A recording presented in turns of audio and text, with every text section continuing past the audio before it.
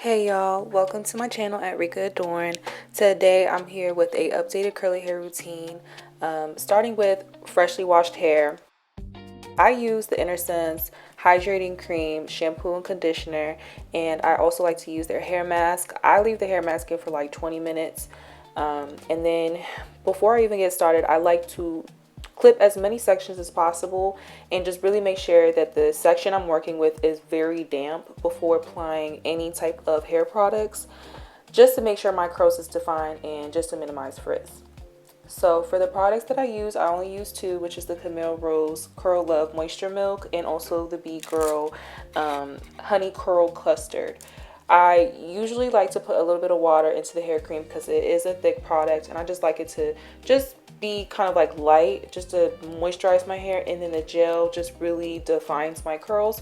So I just feel like I need something moisturizing and something defining, and I feel like this is like the perfect wash and go to have your curls lasting for days. So yeah, definitely try this combination out. I promise you, you will not regret it. So once I finish distributing the hair cream and gel, I section off a smaller section, and this is where I'm going to use the Bounce Curl Defining Brush. I brush the hair through and I turn the brush just so that the hair is into the gaps of the defining brush, and then I shake my hair and that kind of just like helps define it. So you'll see me do it again right here. Brush the hair and then I kind of turn the brush. I'm kind of going in a slower motion than what you're seeing here, and then I just shake the hair, and then once again it just kind of helps define it.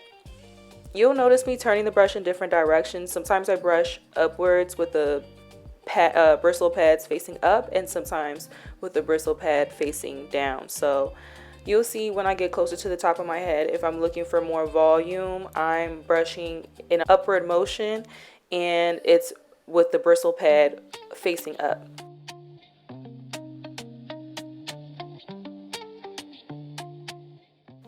Once I'm done with one side, majority of the time, the next section is already dried out. So I always start off by spraying more water in my hair before applying any of the hair products.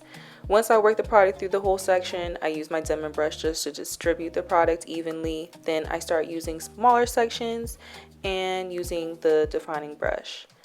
And you'll notice, just to make it easier, I'm not clipping the hair away every single time. I'm just like letting it sit in between the clips and just bringing more hair down every single time I'm using the brush. So here you can see once I get to the top of my head, I'm kind of brushing it in an upward motion, and then definitely away from the face to get into the gaps, and then the pad facing up just, I believe, brings more volume. So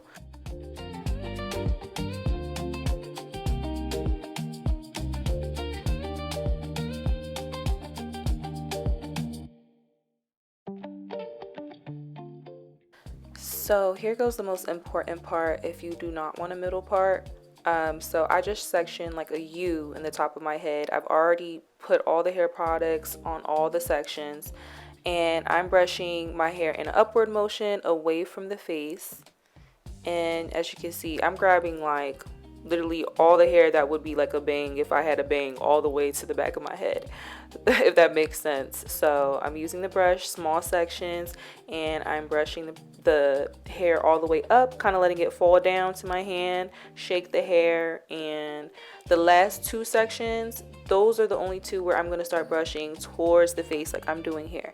And then I'm just like catching it with my hand, flipping it back, once again brushing the hair towards my face, shaking it, and then finally I'm gonna be kind of doing like a scrunching. You'll see what I'm about to do here. Don't panic, I know it looks crazy right now, but once everything is settled, you're gonna love it.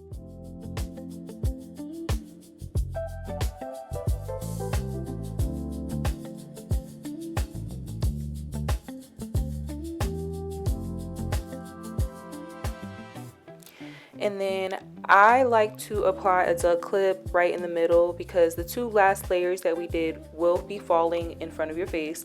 So the duck clip just keeps the hair from falling, but not only that, it does bring a lot of volume once your hair is dry.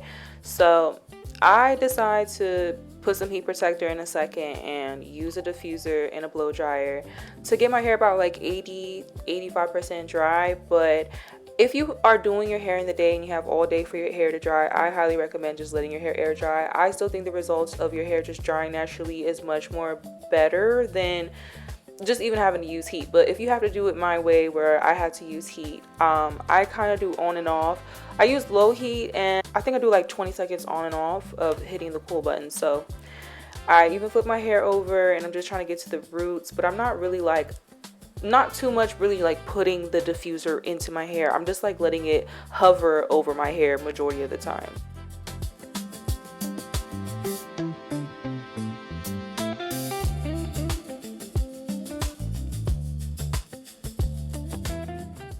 So this is my hair, still a little damp, and I'm going to show you what it looks like once I take the clip out, and you'll see it just kind of sits in this perfect little hump.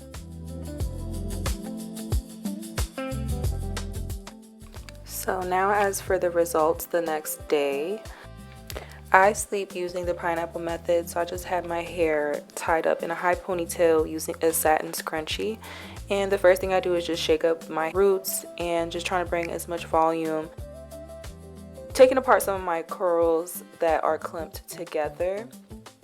And I decided to leave it just like this and leave it as a side part.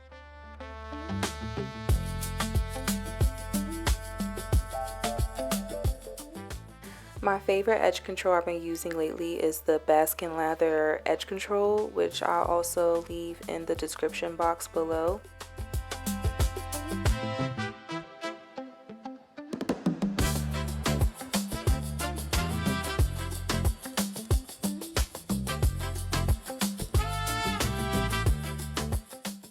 And the last thing I like to do is apply some jojoba oil. I like to apply this all throughout my hair. This just kind of breaks up the gel cast that I had from using the curl custard, and I just think it brings shine and just moisturizes my hair. So that is the final steps. I really hope you guys enjoyed this video. If you have any questions, please feel free to leave them in the comment box. Thank you guys all so much for watching, and I hope to see you guys all in my next one.